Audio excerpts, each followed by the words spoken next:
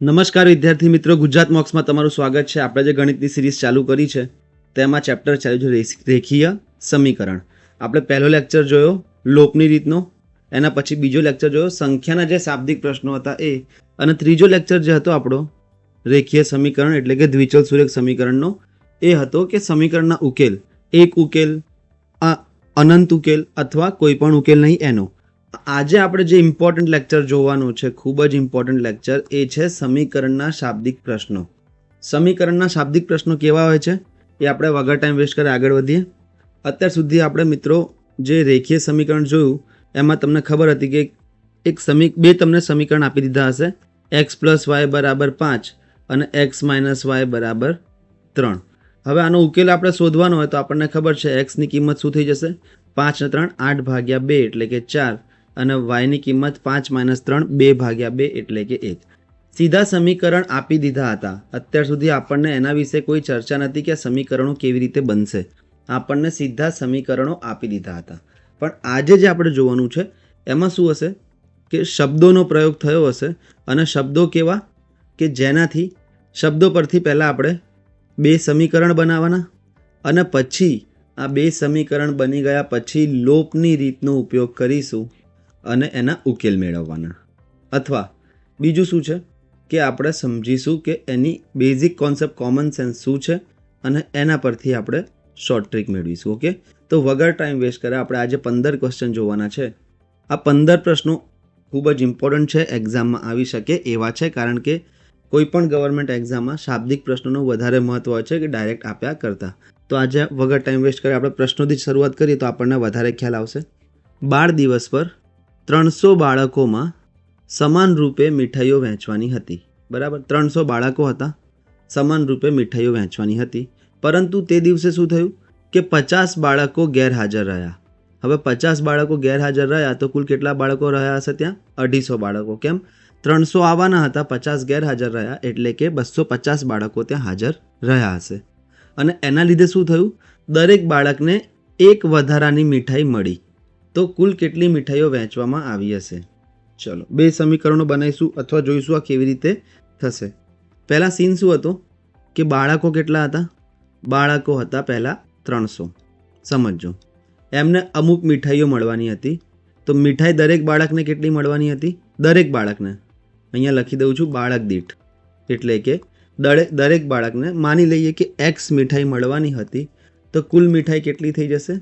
કુલ મીઠાઈ થઈ જશે 300x. કેમ? 300 બાળકોને એક મીઠાઈ આપું તો 300 ગુણ્યા 1 એટલે કે 300 મીઠાઈ. 300 બાળકોને બે મીઠાઈ આપું તો 300 ગુણ્યા 2 એટલે કે કુલ મીઠાઈ થઈ જશે મારી 600. ત્રણ મીઠાઈઓ આપીશ તો 300 તરી કુલ મીઠાઈ 900 થઈ જશે. તો મેં શું ધાર્યું છે કે દરેક બાળકને x મીઠાઈ મળવાની હતી, તો કુલ મીઠાઈ મારી 300x થઈ ગઈ. આવું થવાનું હતું, થયું નથી. બરાબર, થયું શું છે કે બાળકો આવ્યા 250 અને આ ઓછા બાળકો આવ્યા એટલે દરેક બાળકને એક મીઠાઈ વધારે મળી, એટલે કે એમને મીઠાઈ મળી x + 1. તો કુલ મીઠાઈ હવે કેટલી થઈ ગઈ? 250 x + 1.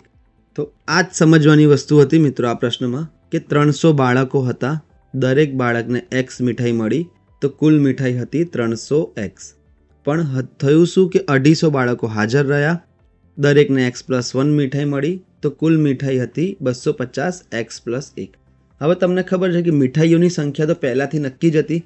તો પહેલા કેસમાં જેટલી મીઠાઈ હશે એટલી જ મીઠાઈ બીજા કેસમાં હશે. આનો મતલબ શું છે કે પહેલા કેસની મીઠાઈ એટલે કે 300x, એની કિંમત બરાબર છે બીજા કેસની મીઠાઈ એટલે કે 250x + 1. આનું સાદુરૂપ આપો તો 300x બરાબર 250x + 250. એક્સવાળા બધા પદ એક બાજુ લઈ દઉં તો 300માંથી 250 ગયા તો 50x બરાબર 250. તો પહેલાં શું થયું હતું? x બરાબર 5 મળી ગયા. આનો મતલબ શું છે કે પહેલાં 5 મીઠાઈ મળવાની હતી, પણ 250 બાળકો આવ્યા તો હવે 6 મીઠાઈ મળશે. કુલ મીઠાઈ કેટલી હશે? તો કુલ મીઠાઈ અથવા તો xની કિંમત જે 5 આવી એ 300xમાં મૂકી દો, અથવા તો xની કિંમત જે 5 આવી એ 250x + 1માં મૂકી દો. તો 300 ગુણ્યા 5 એટલે કે 5 તરી 1500 મીઠાઈ કુલ વેચાવાની હતી. કુલ મીઠાઈ 300x એટલે કે 300 ગુણ્યા 5 ટોટલ મીઠાઈ થઈ જશે તમારી 1500. જોવામાં ખૂબ જ અઘરો, પણ જ્યારે આપણે સોલ્વ કરવા બેસીએ અને સામાન્ય બુદ્ધિમત્તાથી તો ખૂબ જ સરળ પ્રશ્ન થઈ જાય છે. એટલે કે તમારો જવાબ આવી જશે ઓપ્શન સી 1500. પણ હવે તમે સમજો મિત્રો, ફરીથી એક વખત આને સારી રીતે સમજીએ કે 300 બાળકોમાં આપણે શું કીધું કે એક્સ મીઠાઈઓ વેચાવાની હતી સમાન રૂપે, એટલે કે દરેકને એક્સ મીઠાઈ મળતી, તો 300 બાળકોમાં કુલ મીઠાઈ થઈ જતી 300x. પછી શું થયું, 50 બાળકો ગેરહાજર રહ્યા, એટલે કે 250 બાળકો રહ્યા અને તેથી દરેક બાળકને એક વધારાની મીઠાઈ મળી, એટલે કે હવે કેટલી મીઠાઈ મળી છે અહીંયા, એક્સ પ્લસ 1 મીઠાઈ મળી છે. તો 300x અને 250 ગુણ્યા x પ્લસ 1 એની કિંમત બરાબર છે, કારણ કે કુલ મીઠાઈઓ તો પહેલાં બી એટલી હતી ને પછી પણ એટલી હતી, એટલે કે બંનેની વચ્ચે બરાબરનો સંબંધ હશે. મેં સૂત્ર સાદું રૂપથી બધું સોલ્વ કર્યું તો x બરાબર મને 5 મળી ગયા. હવે મારે કુલ મીઠાઈઓ શોધવી હોય તો xની કિંમત હું અહીંયા મૂકી દઉં અથવા તો અહીંયા મૂકી દઉં. અથવા એવું પૂછ્યું કે પહેલાં બાળકોને કેટલી મીઠાઈ મળવાની હતી, તો પહેલાં બાળકોને દરેક બાળકને 5 મીઠાઈ મળવાની હતી, પણ જ્યારે 50 બાળકો ગેરહાજર રહ્યા તો દરેકને 6 મીઠાઈ મળશે. x પ્લસ 1 એટલે કે 5 પ્લસ 1 એટલે કે 6 મીઠાઈ મળશે. આ તમારો જવાબ હતો. ચલો આગળ બીજો પ્રશ્ન જોઈએ. આ સારો પ્રશ્ન છે. 2 બાસ્કેટમાં મળીને 640 નારંગી હોય, બરાબર, એટલે કે 2 ટોપલા છે, એમાં 640 નારંગીઓ છે. ખબર નથી કયા ટોપલામાં કેટલી નારંગી છે. અડધી અડધી ના લઈ લેતા કે 320 આમાં હશે, 320 આમાં હશે, એવું કહ્યું હોય તો તમે લઈ શકો, પણ એવું કહ્યું નથી.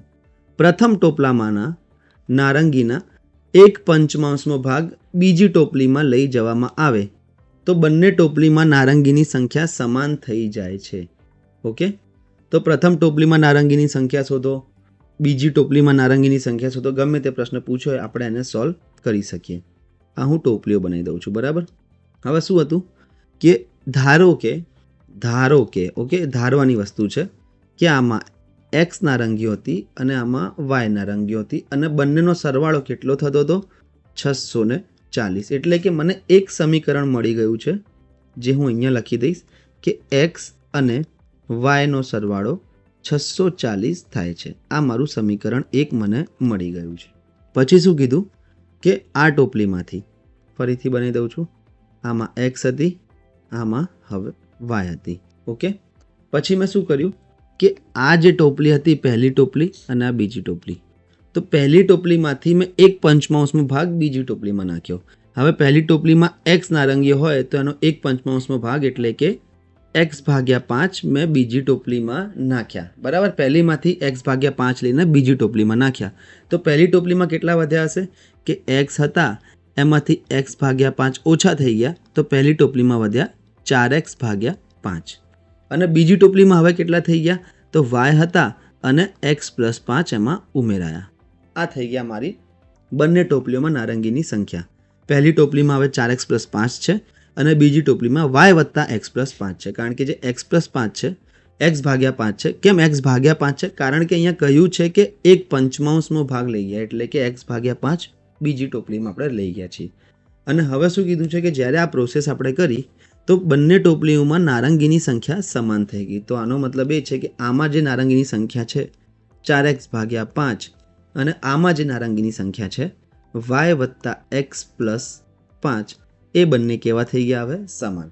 સાદું રૂપ આપીને સોલ્વ કરવાનો છે અને આપણને ગુણોત્તર મળી જશે. કેવી રીતે? x વાળા બધા પદ એક બાજુ લઈ જવું તો 4x/5 માઇનસ x/5 બરાબર y. તો આ થઈ જશે 3x/5 બરાબર y, x/y બરાબર 5/3. ગુણોત્તર મને ખબર છે અને એક સમીકરણ ખબર છે તો મને બધું મળી જશે. જોઈ લો, હવે x/y કેટલા આપેલા છે 5/3. x અને yનો સરવાળો 640 છે અને એમનો ગુણોત્તર 5/3 છે. આનો મતલબ શું છે કે આ 5 અને 3 8 યુનિટ જે છે, 8 યુનિટનો સરવાળો એટલે કે 5 અને 3નો સરવાળો 8 યુનિટની કિંમત મને 640 આપેલી છે. તો પ્રથમ ટોપલીમાં એટલે કે 5 યુનિટની કિંમત મારે શોધવાની છે. ત્રિરાશિ લગાવીશું કે 8 જો 640 થતા હોય તો 5 કેટલા, 5 ગુણ્યા 640 ભાગ્યા 8, 8 × 8 = 64, 8 × 5 = 40. એટલે કે પ્રથમ ટોપલીમાં 400 હતી, પહેલાં અહીંયા 400 હતી તો બીજી ટોપલીમાં કેટલી થઈ જશે 640 - 400 એટલે કે 240. આવી રીતે 2 ટોપલીમાં નારંગીઓ હતી. આનો 5મો ભાગ એટલે કે 80 આપણે અહીંયા લઈ ગયા તો આ 320 થઈ ગયો ને આ પણ 320 થઈ ગયું, એટલે કે આપણો જવાબ બરાબર છે. પ્રથમ ટોપલીમાં નારંગીની સંખ્યા 400, ઓપ્શન સી એ તમારો જવાબ આવી જશે. આમ આ પ્રશ્નમાં જો જોવાની વસ્તુ હતી કે આ સમીકરણ એક તો ચલો આરામથી બની જાય કે એક્સ, એક ટોપલીમાં મેં પહેલી ટોપલીમાં મેં એક્સ લઈ લીધું છે અને બીજી ટોપલીમાં મેં વાય નારંગીઓ લીધી, એટલે કે એક્સ પ્લસ વાય બરાબર 640 થઈ ગયા છે. પણ જે ખેલ કરવાના હતા એ અહીંયાથી અહીંયા લઈ જવામાં, પહેલી ટોપલીથી બીજી ટોપલીમાં લઈ જવામાં કરવાના હતા કે 1/5 ભાગ બીજી ટોપલીમાં લઈ ગયા, એટલે કે આમાંથી 1/5 ઓછા થઈ ગયા, x - x ભાગ્યા 5, એટલે કે વધ્યા હવે 4x ભાગ્યા 5 અને અહીંયા x + 5 વધી જશે, એટલે કે પ્લસ થઈ જશે. અને આ જે બંનેની કિંમત હતી એ બરાબર છે એવું પ્રશ્નમાં આપ્યું છે કે સમાન છે.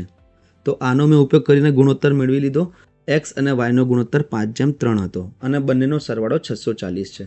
તો અહીંયા તમે યુનિટમાં જુઓ તો એમનો સરવાળો 8 છે, એટલે કે 8 યુનિટે 640 હોય તો પ્રથમ ટોપલીમાં 5 યુનિટે કેટલા એ મારે શોધવાનું હતું. તો 5 × 640 ભાગ્યા 8 કરે, એટલે કે મારો જવાબ 400 આવી ગયો. ઓપ્શન સી એ મારો જવાબ થઈ જશે. હવે મિત્રો આ એક ઇમ્પોર્ટન્ટ પ્રશ્ન છે. આ પ્રશ્ન તમે ઘણી વખત જોયો હશે, ઇન્સ્ટાગ્રામ પર પણ જોયો હશે, રીલ્સમાં પણ જોયો હશે કે પગ અને માથા, ઓકે, પગ અને માથાની સંખ્યા કેવી રીતે આપેલી હોય તો પ્રાણીઓની સંખ્યા કેવી રીતે શોધવાની. આમાં આપણે એક બેઝિક કરવાનું છે. એક તો જે બેઝિક રેખીય સમીકરણની રીતે કરીએ છીએ એ, અને એની સાથે પછી શોર્ટ ટ્રીક. શોર્ટ ટ્રીક તમને 10 સેકન્ડમાં તમારો જવાબ આવી જશે, બરાબર. તો બેઝિક પણ કરવાનું છે ને શોર્ટ ટ્રીક પણ કરવાનું છે. પહેલાં આપણે સમજીએ કે પ્રશ્ન શું છે. એક માણસ પાસે અમુક મરઘી અને ગાય છે, બરાબર. માથાની સંખ્યા 48 છે અને પગની સંખ્યા 140 છે. હવે આનો મતલબ સમજો તમે. મરઘી હોય અને ગાય છે, બરાબર. માથાની વાત કરું તો મરઘીને પણ એક જ માથું હોય અને ગાયને પણ એક માથું હોય, બરાબર. એક ગાયને એક માથું હોય. એવું ના હોય કે ગાયને 2 માથા ને 4 માથા થઈ ગયા. માથા તો દરેકના એક જ હોય. પણ જ્યારે હું પગની વાત કરું તો મરઘીને કેટલા પગ હોય? 2 પગ. ગાયને કેટલા પગ હોય? 4 પગ હોય. ઓકે, આટલી વસ્તુ તો ખબર પડી ગઈ હશે કે માથાની વાત કરીએ તો બંનેને એક એક માથા હોય, પણ પગની વાત કરીએ તો મરઘીને 2 પગ હોય અને ગાયને 4 પગ હોય. ચલો, આ એક બિલકુલ કોમન સેન્સ વાળી વાત હતી.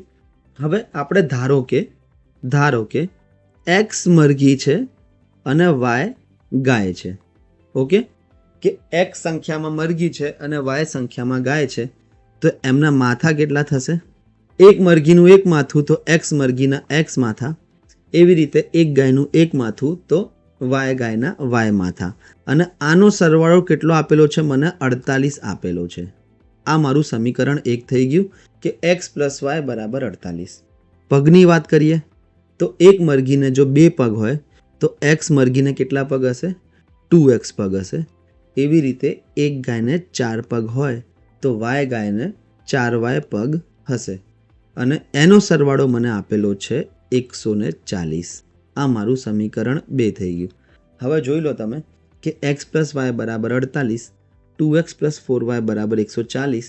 તો આનો જો મારે સમીકરણનો ઉકેલ શોધવો હોય તો લોપની રીતથી શોધી શકું કે સમીકરણ 1 ને હું 2 વડે ગુણી નાખું આખા સમીકરણને, તો આ 2x થઈ જશે, આ 2y થઈ જશે અને આ 48 દુ 96 થઈ જશે. નિશાનીઓ બદલીશું તો આ 2x ગયા, 2y માંથી 4y ગયા એટલે કે -2y બરાબર 96 માંથી 140 ગયા એટલે કે -44. એટલે કે મને y ની કિંમત મળી ગઈ છે 22. અને y શું છે? y છે ગાયની સંખ્યા, ઓકે. એટલે કે મને ગાયની સંખ્યા મળી ગઈ છે 22. હવે મને ખબર છે કે કુલ માથા 48 હતા, એનો મતલબ એ છે કે કુલ જાનવર 48 હતા. એમાંથી જો ગાય 22 હોય તો મરઘીઓ કેટલી થઈ જશે? તો મરઘીની સંખ્યા થઈ જશે 48 - 22, એટલે કે એ થઈ જશે મારી 26. તો 26 મરઘીઓ થઈ ગઈ અને 22 ગાય થઈ ગઈ. અહીંયા આપણને શું પૂછ્યું છે? મરઘીઓની સંખ્યા પૂછી છે, તો ઓપ્શન ડી થઈ જશે, એટલે કે 26. આ તો બેઝિકથી હતું. આપણે બંને રીતે 3 દાખલા છે આના, બંને રીતે કરવાના છે, ઓકે. હવે શોર્ટ ટ્રીકની વાત કરીએ તો જ્યારે પણ મિત્રો આવા માથા અને પગવાળા પ્રશ્નો હોય તો પહેલાં માથા કુલ કેટલા આપેલા છે? તો માથા આપેલા છે 48, ઓકે. અને પગ કેટલા આપેલા છે? તો પગ આપેલા છે 140. જ્યારે પણ આવું આપેલું હોય કે આટલા માથા છે ને આટલા પગ છે, એમાં એક 2 પગવાળા હોય અને એક 4 પગવાળા જાનવરો હોય, તો 4 પગવાળાની સંખ્યા કેટલી મળે? 4 પગના જાનવરની સંખ્યા શોધવા માટે પગ ભાગ્યા 2 માઇનસ માથા કરી નાખવાના, એટલે તમને 4 પગવાળા જાનવરની સંખ્યા મળી જશે. જેટલા બી પગ હોય એના અડધા કરો એટલે 140ના અડધા થઈ જશે 70, અને 70માંથી તમે 48 બાદ કરો એટલે 4 પગવાળા જાનવરની સંખ્યા થઈ ગઈ 22. આ હતી શોર્ટ ટ્રીક, બરાબર. અને 2 પગવાળા શોધવા હોય તો માથામાંથી આ 22 માઇનસ કરી નાખીએ એટલે કે 2 પગવાળા મળી જશે. 2 પગવાળા મળશે તમારા 26, કે 48માંથી 22 જશે તો 26. કેમ 48માંથી 22 માઇનસ કર્યા? કારણ કે 48 માથા હતા, એમાંથી 22 માથા તો 4 પગના હતા, તો બાકીના જે હશે 26 માથા એ 2 પગવાળા જાનવરના હશે. તો મરઘીઓની સંખ્યા એના પરથી પણ આવી ગયું 26. પણ આમાં ધ્યાન શું રાખવાનું છે? આ તમારી શોર્ટ ટ્રીક છે કે પગના અડધા કરીને માથામાંથી માઇનસ કરીએ તો 4 પગવાળા જાનવર આપણને મળી જાય, એટલે કે એમની સંખ્યા આપણને મળી જશે. ઓકે, બીજો આવો પ્રશ્ન જોઈએ તો વધારે ખ્યાલ આવશે. દીપક પાસે કેટલીક મરઘીઓ છે અને કેટલીક બકરીઓ છે, એટલે કે મરઘી થઈ ગઈ 2 પગવાળી અને બકરીઓ થઈ ગઈ 4 પગવાળા જાનવર, બરાબર. જો પ્રાણીના માથાની કુલ સંખ્યા 90 છે, માથાની કુલ સંખ્યા આપેલી છે 90 અને પગની કુલ સંખ્યા આપેલી છે 248, તો આપણને ખબર છે કે પગના અડધા કરીને માથામાંથી માઇનસ કરીએ તો આપણને સીધા 4 પગવાળા જાનવર મળી જશે. અહીંયા આપણને શું પૂછ્યું છે કે બકરાઓની સંખ્યા શોધો. અહીંયા તો આપણે સીધું 4 પગવાળા જ શોધવાના છે. તો આપણે લાસ્ટ ક્વેશ્ચનમાં જોયું છે કે 4 પગવાળા જે જાનવર હોય એની સંખ્યા કેટલી હશે કે પગના અડધા કરીને માથામાંથી માઇનસ કરી નાખીએ. પગના અડધા 248ના અડધા થઈ જશે 124, માઇનસ કેટલા માથા છે? 90 માથા છે, એટલે કે તમારો જવાબ આવી ગયો 34. 4 પગવાળા જાનવર 34 છે, એટલે કે બકરાઓની સંખ્યા 34 છે. ઓપ્શન સી એ તમારો જવાબ છે. આમાં તમને પૂછ્યું કે મરઘીઓની સંખ્યા કેટલી, તો હવે તમને મરઘીઓની સંખ્યા શોધવી હોય તો મરઘીઓ ટોટલ જાનવર 90 હતા, એમાંથી 34 તો બકરીઓ હતી, તો 90માંથી 34 જશે 56, એટલે કે મરઘીઓની સંખ્યા થઈ જશે તમારી 56. હવે આપણે આને બેઝિક રીતે બી જોવાનું છે, તમને ખબર છે. મરઘીઓની સંખ્યા એક્સ ધારું અને બકરીઓની સંખ્યા હું ધારી લઈશ વાય. હવે હું માથાની વાત કરું તો એક મરઘીને એક માથું તો એક્સ મરઘીને એક્સ માથા, વત્તા એક બકરીને એક માથું તો વાય બકરીને વાય માથા, તો એક્સ પ્લસ વાયની કિંમત 90 આપેલી છે મને પ્રશ્નમાં. ઓકે, પગની વાત કરું તો જો એક મરઘીને 2 પગ હોય તો એક્સ મરઘીને 2x પગ હશે, અને એવી રીતે એક બકરીને 4 પગ હોય તો વાય મરઘીને 4y પગ હશે, અને એમનો પણ સરવાળો મને આપેલી છે 248. ઓપ્શન 2. રેખીય સમીકરણ આપણા બની ગયા છે. આને સોલ્વ કરવા તરફ જો આપણે આગળ વધવું હોય તો મને ખબર છે કે અહીંયા એક્સનો સહગુણકો સરખો લાવી શકું ઇઝીલી. તો સમીકરણ 1ને હું 2 સાથે ગુણું આખા સમીકરણને, તો આ 2x જતા રહ્યા. અહીંયા માઇનસ નિશાની પણ બદલવી પડશે, તમને ખબર છે જેનો સહગુણક સમાન હોય એમની નિશાની વિરુદ્ધ હોવી જોઈએ. 2x ગયા, 2yમાંથી માઇનસ 4y એટલે કે માઇનસ 2y થઈ ગયા, અને 90 દુ 180 માઇનસ 248 એટલે કે આ થઈ જશે માઇનસ 68. એટલે કે મને વાયની કિંમત મળી 68/2, તો અહીંયા મને વાય મળી ગયા છે 34. વાય શું હતા?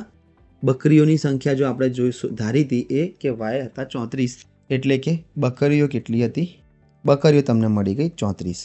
હવે મારે જો મરઘીઓ શોધવી હોય, મરઘીની સંખ્યા જો મારે શોધવી હોય તો કુલ જાનવર કેટલા હતા? કેમ જેટલા માથા એટલા જાનવર, એટલે કે કુલ જાનવર 90 હતા, એમાંથી બકરીઓને હું બાદ કરી નાખીશ તો 90 - 34 એટલે કે 56 મરઘીઓ થઈ જશે અને 34 બકરીઓ થઈ જશે. આ તમારો જવાબ આવી ગયો.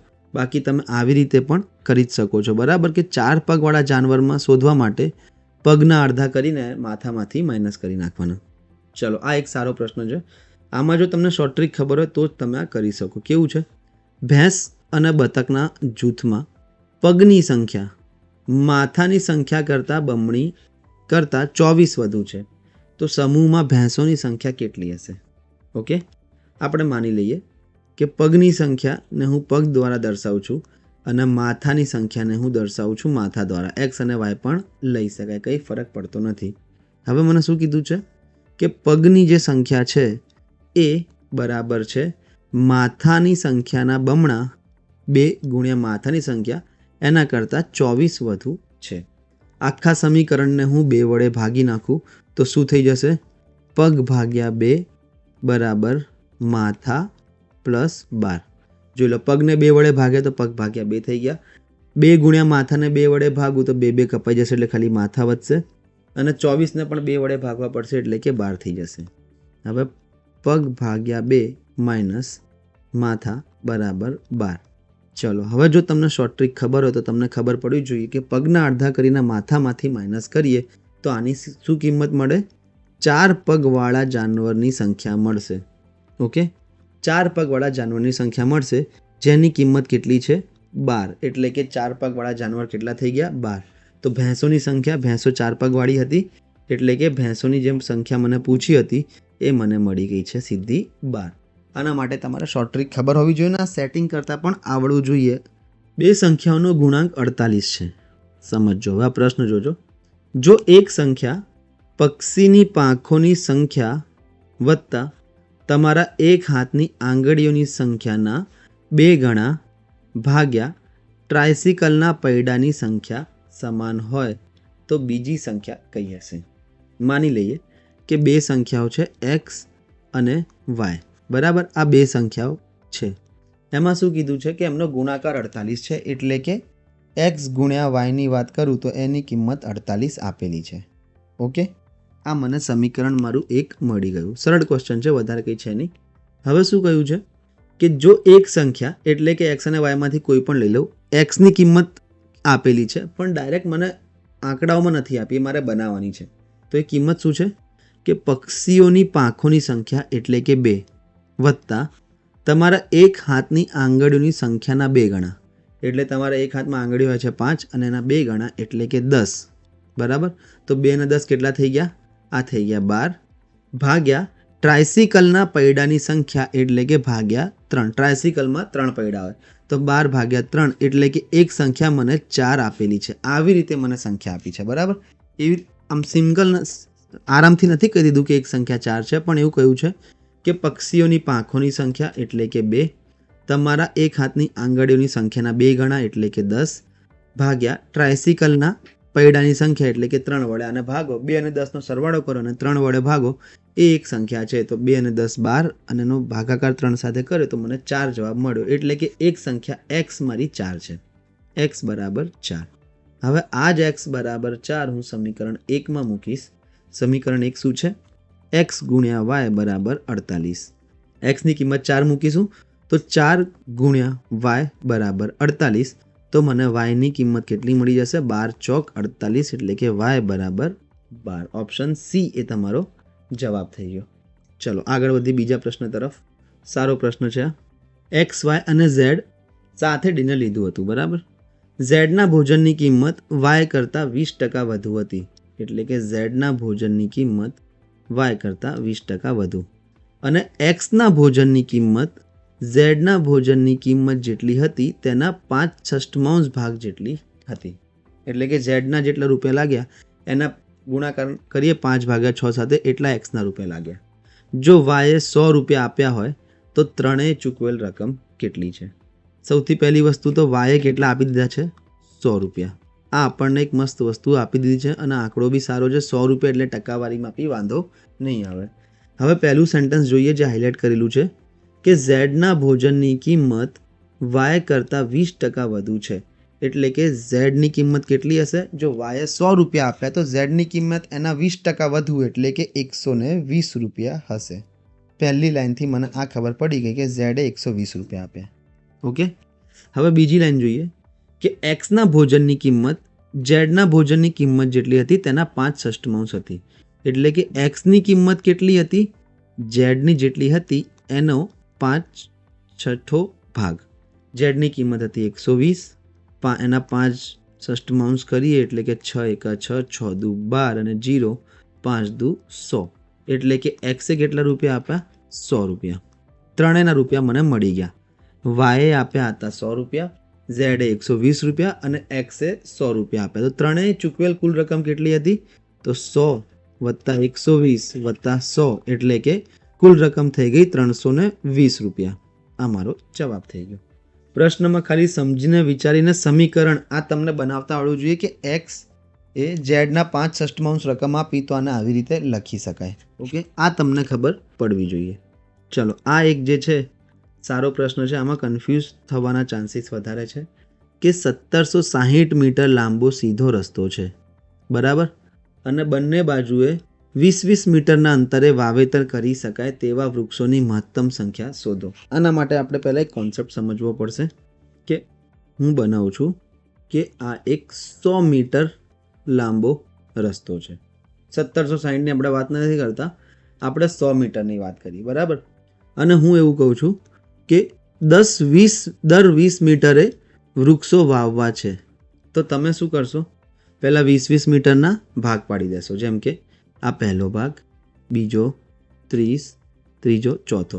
આ થઈ ગયા 20, પછી 20-40, 40 અને 20-60, 60 અને 20-80, 80 અને 20-100. ટોટલ તમારા 100 મીટર થઈ ગયા. હવે વૃક્ષો વાવવાનું ચાલુ કરશો.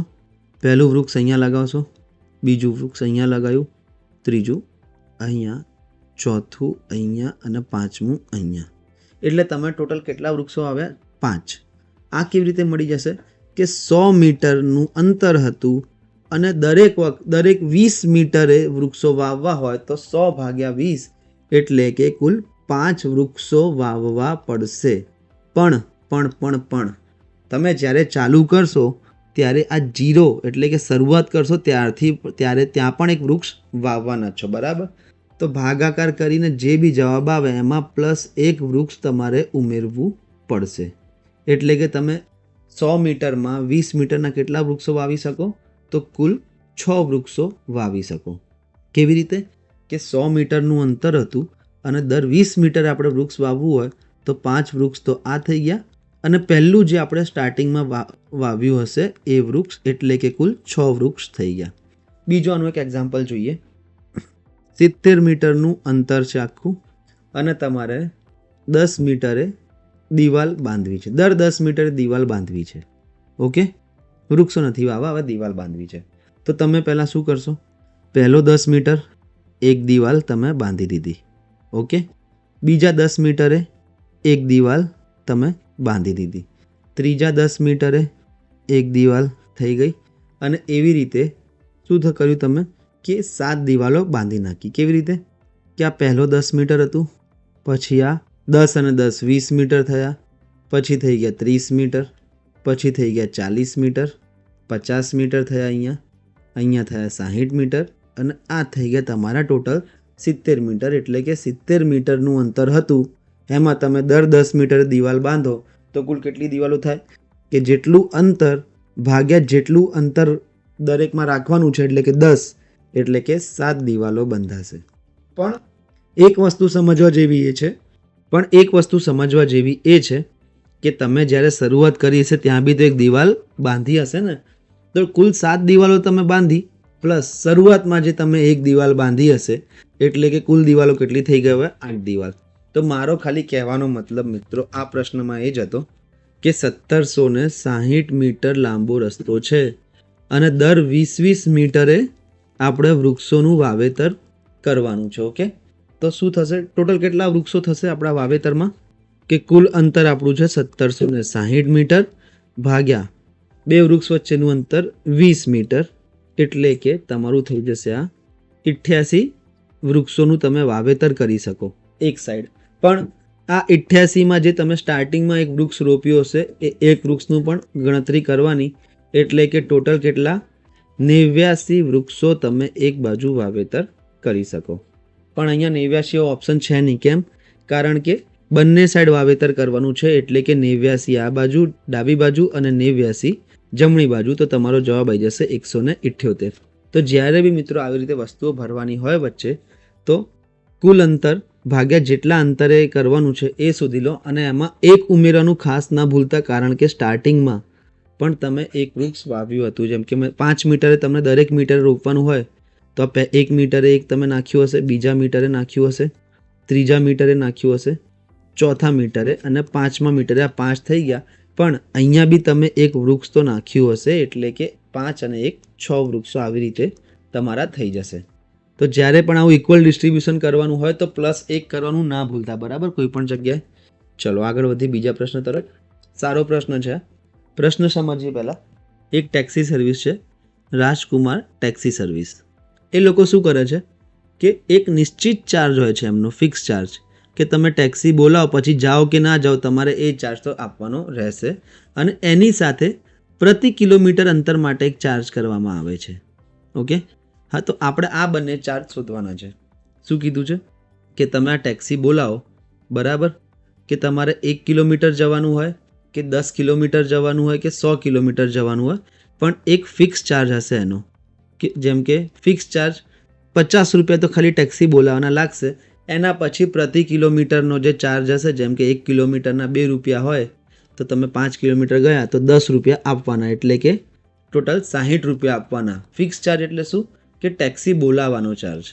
ટેક્સી બોલાવવાનો ચાર્જ એ લોકો એડ કરે છે, એની સાથે પ્રતિ કિલોમીટર અંતર જે હોય છે એના માટે બી ચાર્જ કરે છે. તો શું છે કે એક માણસ જ્યારે 15 કિલોમીટર જાય, પ્રશ્ન જોજો, 15 કિલોમીટર માટે કુલ ચાર્જ, કુલ એટલે કે નિશ્ચિત વત્તા પ્રતિ કિલોમીટર બંનેનો ભેગો ચાર્જ 175 છે, અને 25 કિલોમીટર માટે કુલ ચાર્જ 275 છે. એટલે કે 15 કિલોમીટર માટેનો ચાર્જ કેટલો છે? 175 રૂપિયા. અને એવી જ રીતે 25 કિલોમીટર માટેનો ચાર્જ શું છે? એ છે 275 રૂપિયા. તો આ બે મુસાફરીમાં કેટલો વધારે અંતર છે, તફાવત જોઈશું આપણે. તો તમે કહેશો કે અહીંયા 10 કિલોમીટર એણે વધારે કાપ્યું, 10 કિલોમીટર એણે વધારે કાપ્યું છે, અને કેટલા વધારે રૂપિયા લાગ્યા? 100 રૂપિયા વધારે લાગ્યા. તો આપણને ખબર પડી જાય કે 100 ભાગ્યા 10 કરીએ એટલે કે 10 રૂપિયા પ્રતિ કિલોમીટરનો ચાર્જ આ લોકો વસૂલે છે. ઓકે, 10 રૂપિયા પ્રતિ કિમીનો ચાર્જ કેટલો છે? 10 રૂપિયા. ઓપ્શન એથી તમારો જવાબ આવી જશે. જોઈ લો, નિશ્ચિત ચાર્જ 25 અને પ્રતિ કિમી ચાર્જ 10 રૂપિયા, એટલે કે ઓપ્શન એ. પણ જો ઘણી વખત એવું થાય કે પ્રતિ કિમીમાં બધી જગ્યાએ 10 હોય તો બી આપણે જોઈ લઈએ. આપણને પ્રતિ કિલોમીટરનો ચાર્જ ખબર પડી ગઈ 10 રૂપિયા. હવે આપણે પહેલી મુસાફરીની વાત કરીએ કે પેલો ભાઈ 15 કિલોમીટર ગયો અને એના જોડેથી 175 રૂપિયા પડાવી લીધા. એમ જો 10 રૂપિયા પ્રતિ કિલોમીટરના પ્રમાણે 15 કિલોમીટર જાય તો કેટલા થવા જોઈએ? 150 રૂપિયા થવા જોઈએ, કે દર કિલોમીટરનો 10 રૂપિયો તો 15 કિલોમીટરના 150 રૂપિયા. પણ એનાથી લીધા કેટલા હતા? 175 રૂપિયા. તો આ જે ગેપ છે મિત્રો, એ જ એનો ફિક્સ ચાર્જ છે. એટલે કે આ જે 25 રૂપિયાનો ગેપ છે, આ 25 રૂપિયા જ એનો ફિક્સ ચાર્જ છે. ઓકે, આવા આપણે બે પ્રશ્નો કરવાના છે કે ફિક્સ ચાર્જ 25 રૂપિયા અને પછી 10 રૂપિયા પ્રતિ કિલોમીટર પ્રમાણે લોકો ચાર્જ વસૂલે છે. ફિક્સ ચાર્જ એટલે કે તમે ટેક્સી બોલાવવાનો જે પૈસા લાગે એ આપવા પડે છે, બરાબર. આવો જ બીજો પ્રશ્ન જોઈએ ટેક્સીનો. મહિકાના મિની ટેક્સી માટે કુલ ભાડું નિશ્ચિત શુલ્ક સાથે પ્રત્યેક કિલોમીટરના ચાર્જ પર આધારિત છે. એટલે કે કુલ ભાડું, કુલ જે ફાઇનલ બિલ આવે એમાં શું શું ઉમેરેલું હોય? એક તો નિશ્ચિત શુલ્ક એટલે કે નિશ્ચિત ફીસ, અને પ્રતિ કિલોમીટરનો ચાર્જ એટલે કે જે ટેક્સી બોલાવવા માટેનો ચાર્જ છે એ, અને પછી તમે જેટલી દૂર જાઓ છો એના પ્રમાણે જે પ્રતિ કિલોમીટરનો ચાર્જ બદલાય એ. હવે એક માણસ 10 કિલોમીટર માટે 150 લાગે છે, 18 કિલોમીટર માટે 230 લાગે છે. તો 40 કિલોમીટર માટે કેટલો ચાર્જ ભરવો પડશે એ શોધવાનો છે. જોતા જઈએ આપણે કે પહેલાં ભાઈ 10 કિલોમીટર જાય તો પેલો કહેશે કે 150 રૂપિયા આપવા પડશે. એવી જ રીતે 18 કિલોમીટર જશો તો 230 રૂપિયા આપવા પડશે. તો તમને ખબર પડી જવી જોઈએ કે અહીંયા 8 કિલોમીટરના મારે વધારે કેટલા આપવા પડે છે? 80 રૂપિયા વધારે આપવા પડે છે. તો 8 કિલોમીટરના 80 વધારે ક્યારે હોય? જ્યારે 1 કિલોમીટરના કેટલા હોય? 10 રૂપિયા હોય. આ મને મળી ગયું કે પ્રતિ કિલોમીટર ચાર્જ 10 રૂપિયા મને મળી ગયો છે. હવે પ્રતિ કિલોમીટર મળી ગયો, પણ કુલ ભાડામાં તો નિશ્ચિત ચાર્જ પણ હતો, નિશ્ચિત શુલ્ક. તો નિશ્ચિત શુલ્ક મારે શોધવું પડશે. એમાંથી આ કોઈ પણ એક કેસમાં હું આ એક મૂકીશ. પહેલા કેસ આ 10 કિલોમીટરના જે 150 છે એમાં મૂકીને જોઈ લઉં કે 10 કિલોમીટરના પેલો કેટલા લે છે? 150 રૂપિયા. પણ અહીંયા આપણે 1 કિલોમીટરના 10 રૂપિયા શોધ્યા છે, તો 10 કિલોમીટરના એકચ્યુઅલી કેટલા થવા જોઈએ? 10 રૂપિયા પ્રતિ કિલોમીટર પ્રમાણે 100 રૂપિયા થવા જોઈએ. પેલો વસૂલે છે કેટલા? 150 રૂપિયા. તો આ બંનેનો જે તફાવત છે, આ જે 50 રૂપિયા છે, એ જ છે નિશ્ચિત ચાર્જ, નિશ્ચિત શુલ્ક. ઓકે, તો હવે તમને પ્રતિ કિલોમીટરનું મળી ગયું અને 50 રૂપિયા જે છે એ નિશ્ચિત શુલ્ક મળી ગયું. તો 40 કિલોમીટર માટે કેટલો ચાર્જ ભરવો પડશે એ ખબર પડી જાય. 1 કિલોમીટરના 10 રૂપિયા આપવા પડે, તો 40 કિલોમીટરના 40 ગુણ્યા 10 એટલે કે 400 રૂપિયા તો તમારે પ્રતિ કિલોમીટર આપવા પડશે, વત્તા જે ટેક્સી બોલાવવા માટેનો ચાર્જ છે 50 રૂપિયા એ, એટલે કે આ થઈ જશે 450 રૂપિયા તમારે 40 કિલોમીટર જવા માટે ખર્ચવા પડશે. ઓપ્શન ડી એ તમારો જવાબ થઈ જશે. પરીક્ષામાં વિદ્યાર્થી દરેક સાચા જવાબ માટે 4 ગુણ મેળવે છે અને દરેક ખોટા જવાબ માટે 1 ગુણ ગુમાવે છે. એટલે કે સાચો જવાબ આપો તો તમને 4 માર્ક્સ મળશે અને ખોટો જવાબ આપો તો માઇનસ જે 4 માર્ક્સ મળવાના હતા એ તો નહીં જ મળે, એની સાથે તમારો -1 થઈ જશે. આપણે જે કોમ્પિટિટિવ એક્ઝામમાં જોતા આવ્યા છીએ એ જ છે, બરાબર. એક વિદ્યાર્થીએ તમામ 200 પ્રશ્નોનો પ્રયાસ કર્યો અને એના માર્ક્સ કેટલા આવ્યા? 200 ગુણ મેળવ્યા. તો પ્રશ્નોની સંખ્યા શોધો, તેણે કેટલા સાચા જવાબ આપ્યા અને કેટલા ખોટા જવાબ આપ્યા, બધું આપણે શોધવાનું છે. પ્રશ્નોની સંખ્યા તો અહીંયા આપી દીધી છે 200, એટલે કે એ તો શોધવાની જરૂર છે નહીં, પણ કેટલા સાચા જવાબ હતા કેટલા ખોટા જવાબ હતા એ આપણે જોઈ લઈએ. તો માની લઈએ કે તેણે ધારો કે એક્સ કર્યા છે સાચા અને વાય કર્યા છે ખોટા, બરાબર. એક્સ સાચા કર્યા અને વાય ખોટા કર્યા છે. ટોટલ એણે કેટલા પ્રશ્નો કર્યા છે? 200. તો સાચા અને ખોટા બંને ભેગા થઈને કુલ 200 પ્રશ્નો છે. મને સમીકરણ 1 મળી ગયું, બરાબર. હવે સમજો કે સાચા જે પ્રશ્નો છે એના 4 માર્ક્સ છે, એટલે કે એના કુલ માર્ક્સ મને મળે છે 4x, અને ખોટા જે પ્રશ્નો છે y એનો -1 છે, તો એના થઈ જશે -y. તો 4x - y મારા માર્ક્સ કેટલા આવ્યા છે? 200 માર્ક્સ. સમીકરણ 2 મળી ગયું. અહીંયા જે હતા આ જે સમીકરણ મળ્યું એ પ્રશ્નોની સંખ્યા પરથી મળ્યું, અને આ જે સમીકરણ મને મળ્યું છે એ ટોટલ માર્ક્સ પરથી મળ્યું છે. કેવી રીતે?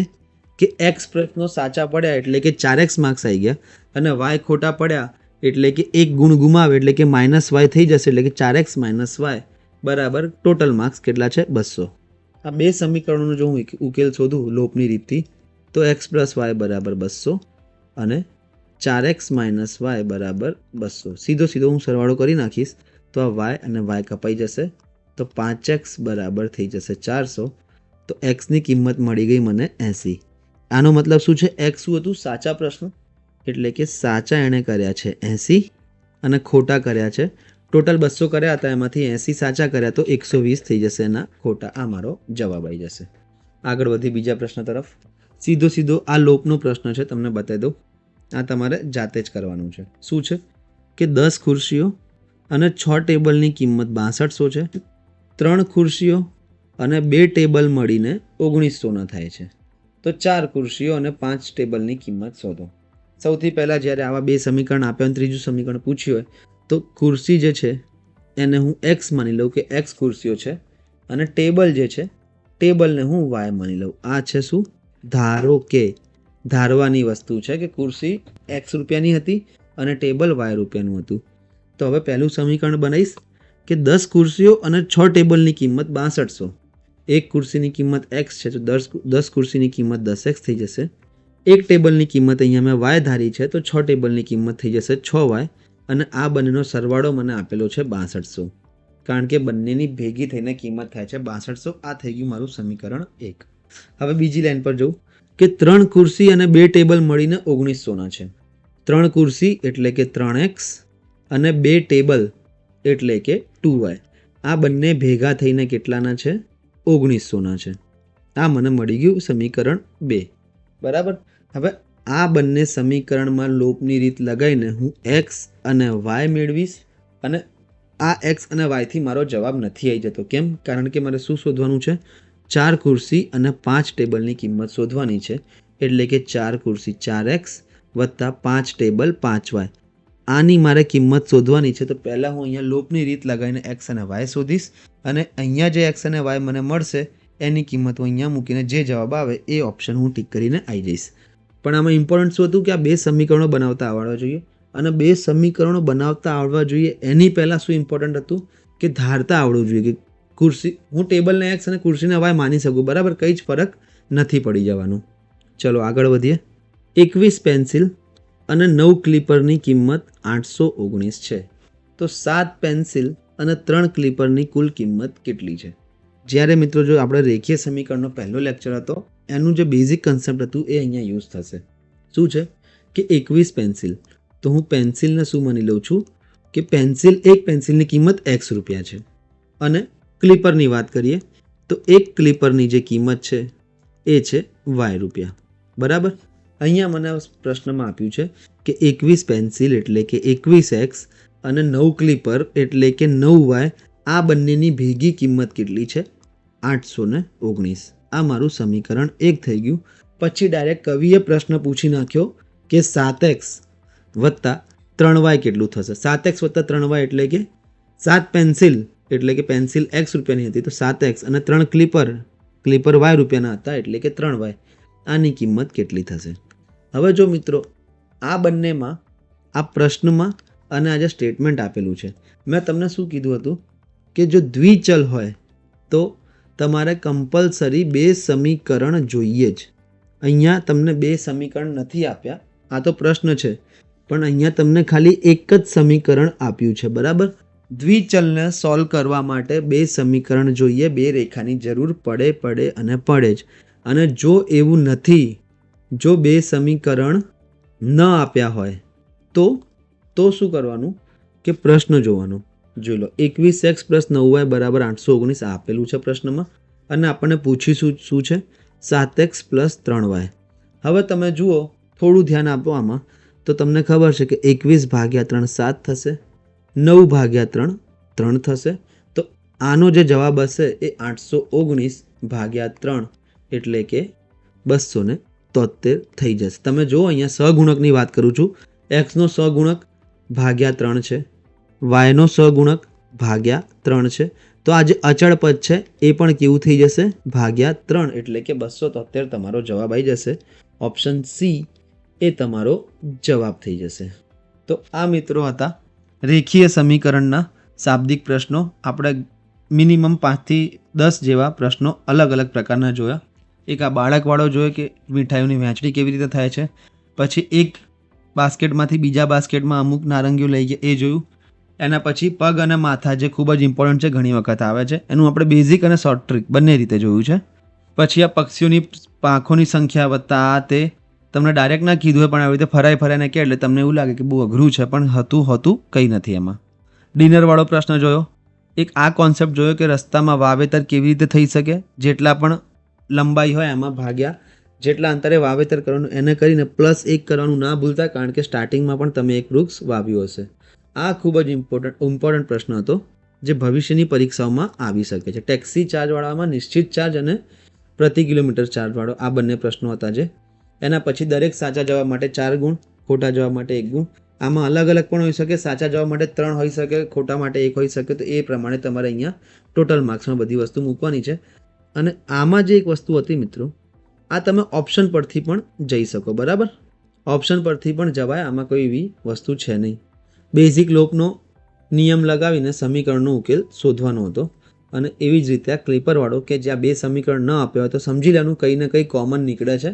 તો પ્રશ્નમાં અને જે વસ્તુ આપેલી છે એમાં અને પ્રશ્નમાં કંઈ ને કંઈ કોમન નીકળે છે. તો સહગુણકમાં તો અહીંયા તમે જોયું હશે કે 21x થી 7x થઈ ગયા એટલે /3 થઈ ગયા, 9y થી 3y થઈ ગયા એટલે /3 થઈ ગયા. ને તો અહીંયા પણ /3 કરીને તમારો જવાબ આવી જશે. અહીંયા આપણું રેખીય સમીકરણ પતી ગયું છે. હવે આપણે જે ચાલુ કરવાના છે એ ઉંમરના દાખલાઓ. ઉંમરના દાખલાઓમાં પહેલાંના પછીના સરવાળો, સરેરાશ, ગુણોત્તર, 2 વખતની ગુણોત્તર, આટલા ગણા થઈ જાય, આટલા ઓછા થઈ જાય, આટલા વર્ષ પહેલાં આટલા ગણા થાય. જેટલું બી કન્ફ્યુઝન હશે મિત્રો, આપણે 4 લેક્ચરમાં ઉંમરના દાખલાના બધા જ કન્ફ્યુઝન ક્લિયર કરી નાખવાના છે. તો આવા જ વિડીયો માટે સબસ્ક્રાઈબ કરો ગુજરાત મોક્સને અને ચેનલ સાથે જોડાયેલા રહો. વિડીયો જુઓ અને જેને પણ જરૂર હોય એની સાથે તમે શેર કરી શકો છો. અત્યારે હું રજા લઉં છું. Have a good day.